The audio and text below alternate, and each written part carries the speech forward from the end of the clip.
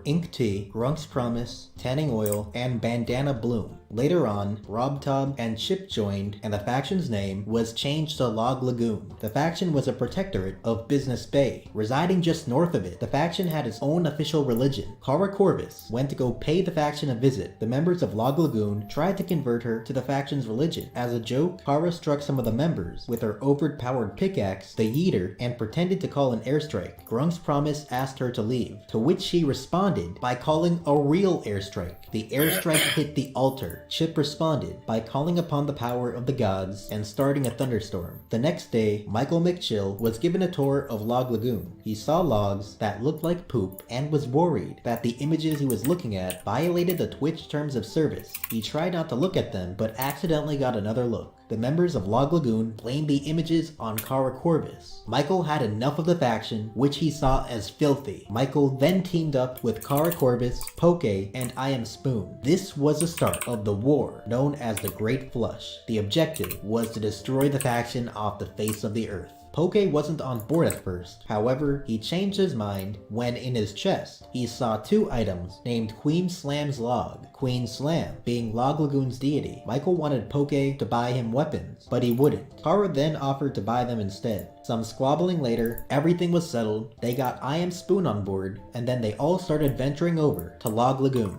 Inkty started to regret founding the faction, so he disbanded it. Chip didn't like that, so he founded Log Lagoon again. It was when Chip restarted Log Lagoon when they were declared enemies of Packle, Arkansonia, and the Corvarian Empire. The members of Log Lagoon hid in a bunker. The attackers attempted to blow up their way inside and to overclaim the land, but neither worked. The attackers retreated into a hill that they F-claimed. After a bit, they once again made attempts at attacking the members of Log Lagoon. While they continued to try getting into the bunker, the members of Log Lagoon quietly snuck away. Poke noticed and was quickly able to catch up. Michael tried shooting them, but couldn't due to faction protection. Grunk tried to blow up Michael McChill with an end crystal, but only blew up himself instead. Poke was able to kill Tanning Oil. Michael McChill went ahead and F-claimed the hatch of the bunker so as to prevent Log Lagoon from escaping. Poke blew up an end crystal, accidentally killing Michael McChill. As Michael made his way back to the area, they realized that Log Lagoon had disbanded. They had beaten Log Lagoon in the war. Some banter and negotiations later, the Treaty of the Great Flush was signed. This treaty would make Log Lagoon not be as dirty. Also, the faction was soon re-established again.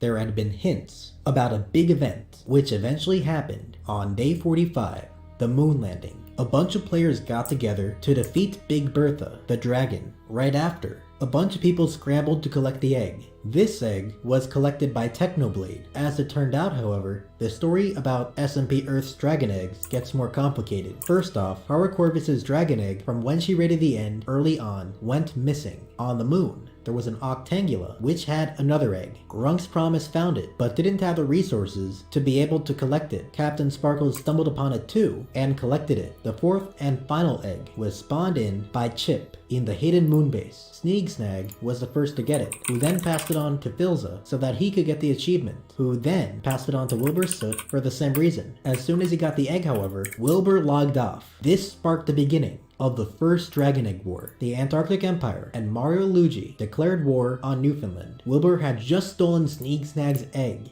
Another member of his faction, Sophie Texas, was attacked and was told to get her faction's leader, Wilbur, back online. However, Wilbur Soot did not answer. Wilbur Soot finally logged back onto the server on day 48. Filza immediately noticed and tried getting him to hand over the dragon egg. Wilbur convinced Phil that the egg was actually in his ender chest, convincing him to place one down. Wilbur immediately hid his egg inside and proceeded to be continuously killed by Filza until he complied. Wilbur ended up combat logging and playing something else. Filza ended up holding Wilbur's P-Dog ransom. It was on day 54 when Wilbur returned to the server, realizing that P-Dog was now gone. A lot of negotiations later, Wilbur Soot ended up having to give his dragon egg to the Antarctic Empire. Filza tried to return the egg to Sneegsnag, who told him to keep it since he was more active on the server anyways. The last battle of the Great War happened on day 58. This day's war would be known as the Port A Offensive.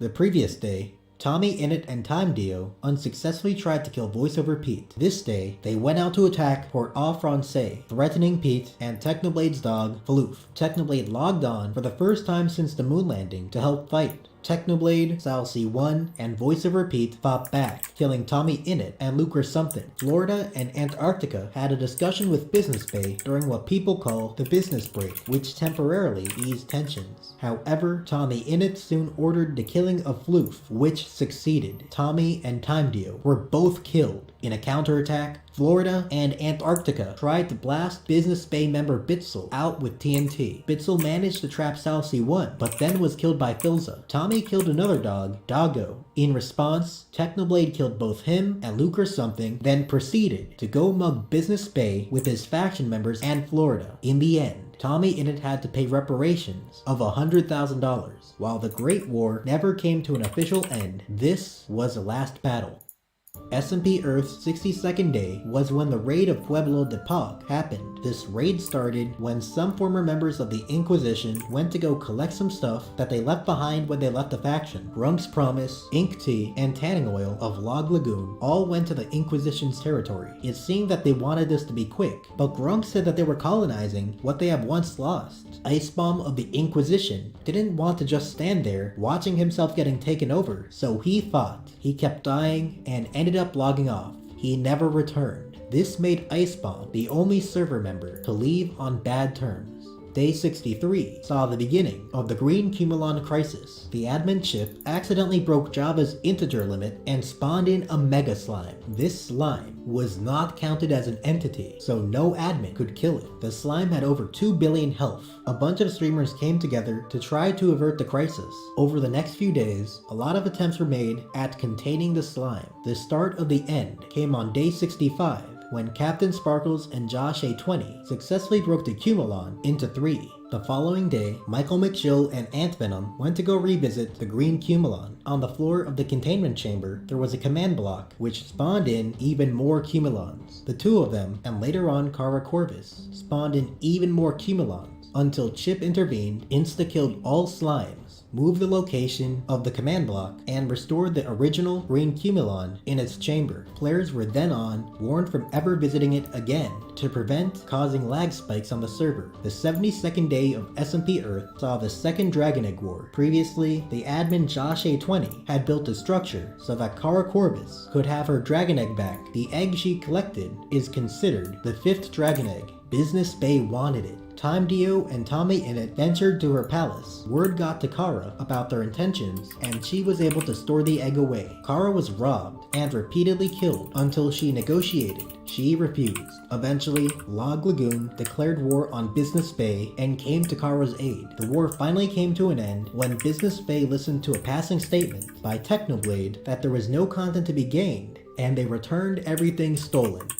As time passed, SMP Earth stopped being in the spotlight. Wanting things to end on a good note, on March 16th, they made a huge announcement about the SMP Earth Olympics. They posted a video, and in a subsequent tweet, they said, alongside the amazing announcement of this, the SMP Earth Olympics will be the final big event of SMP Earth. Unfortunately, all things have to come to an end. This is why we've decided we would end the server on a good note. The server will continue until April 11th, then close. They wanted to make one last big event to give the server a proper ending, rather than letting it fade out of relevance. The host of the Olympics would be Lego Maestro, a Minecraft news YouTuber. It would be a charity event for the Trevor Project, an LGBTQ+ suicide prevention utility for crisis situations. It was eventually turned into a Hunger Games event with 2 rounds. When the day came, everyone gathered and prepared to fight. The winner of the first round was Beat Solos. Then in the second round, the winner was Cody. After that all happened, everyone posed for a group photo, and that was it. The Hunger Games event had ended, which meant it was time for everyone to say their goodbyes.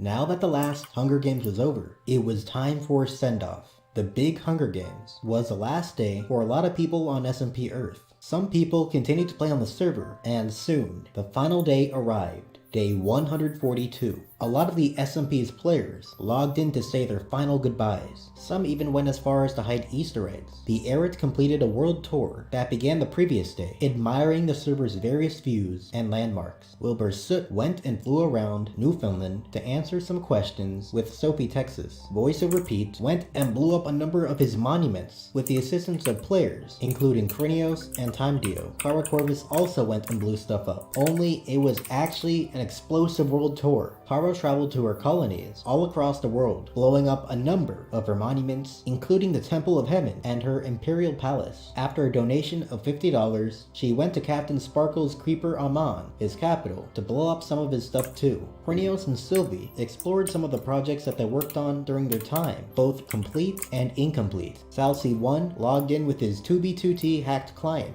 and tried trapping Tommy in it in Bedrock. The members of Business Bay said goodbye to the server together. Unlike other factions, however, they wanted to remain as the last faction in pristine shape. They went out and destroyed territories of other nations. Tommy Innit used Krinios so that he could finally kill someone with his pit trap from the Battle of the Pit. And just like that, the server finally came to an end. This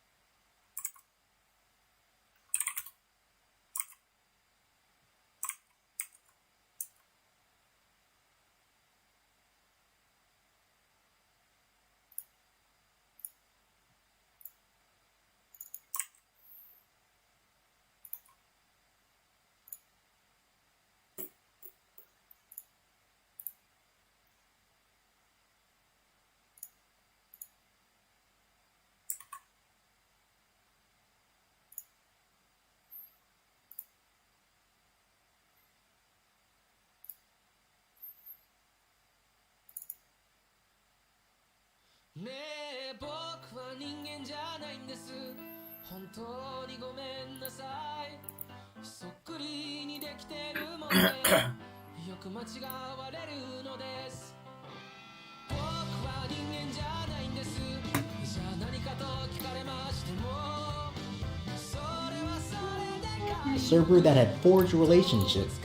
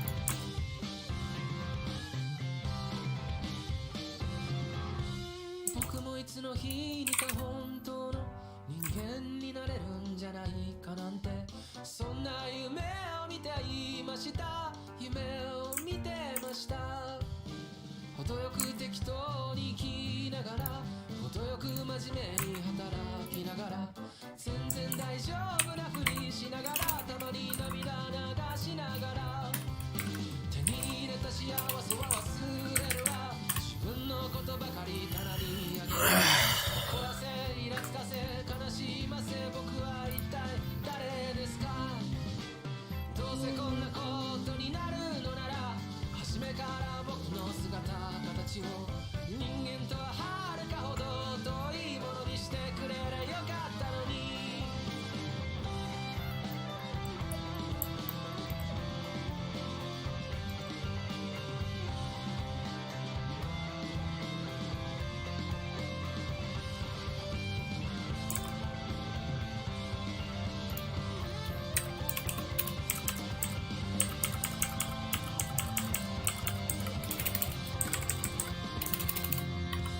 誰かのために生きてみたいな生まれた意味を残してみたいなこの後に及んでまだ人間みたいなことを抜かしているのです人間として処方中の処方何一つとしてできないままによくもまあそんな気になれたもんだ怒るのもごもっともです